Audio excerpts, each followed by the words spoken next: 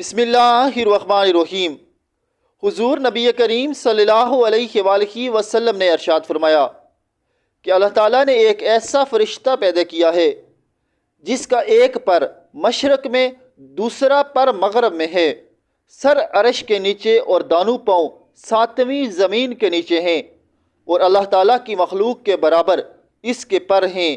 جب میری امت کا کوئی مرد یا عورت مجھ پر درود بھیجتا ہے تو اللہ تعالیٰ اس فرشتے کو عرش کے نیچے نور کے سمندر میں غوطہ لگانے کا حکم فرماتا ہے۔ وہ اسی وقت غوطہ زن ہوتا ہے اور باہر نکل کر اپنے پرو کو جھاڑتا ہے تو ہر پر سے ایک ایک قطرہ گرتا ہے، اور اللہ تعالیٰ ہر قطرے سے ایک فرشتہ پیدا فرماتا ہے جو اس بندے کے لیے قیامت تک دعائے مغفرت کرتا رہتا ہے۔